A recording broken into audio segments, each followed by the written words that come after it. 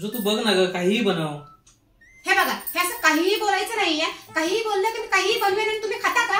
तुमच्या नरड्यात नाही उतरत. ते तुमची पोरं त्यांच्या नरड्यात नाही उतरत. तुमची ते आई, तिला छोले भटुरे जमत नाही, चणे तिला जमत नाही, मूग जमत नाही, तुमच्या गळ्यात पालेभाज्या उतरत नाही.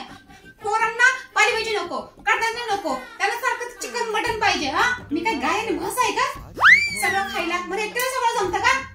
सरळ सरळ सांगायचं काय बनवते, भाजीचं नाव सांगायचं. मार्केटला जरी गेली, दुकानदाराने सांगितलं काही दे, तर ते काहीही देत नाही. सांगायला लागतं वाटाणा द्या, पालेभाजी द्या, हे मटर द्या, कांदा द्या, सगळं सांगायला लागतं. काही कुठे मिळत ना दुकानात. कुठेही जा तुम्ही, ना इन्स्टाला ना मार्टला ना कुठे कुठल्याही कडे जा दुकानात, तुम्ही ऑनलाईन शॉपिंग पण करा, काहीही मिळत नाही. त्या भाजीचं स्पेसिफिक नाव असतं. नाव सांगा, काय बनवू, कोणती भाजी बनवू, नीट सांगा. म्हणजे डोक्याला ना उगाच ताप आणू नका तुम्ही लोक. तुम्ही इकडे, पोरं तिकडे, तुमची आई तिकडे, अक्षरशः डोकं भांडावून सोडतं. अरे किती टेन्शन घ्यायचं. काही म्हणजे काय असतं?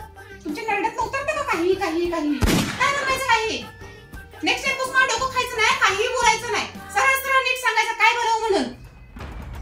समजतं का एकदाच? तिकडे माझं डोकं फुटतं किचन मध्ये. काही म्हणतात काय बनवायचं ते. You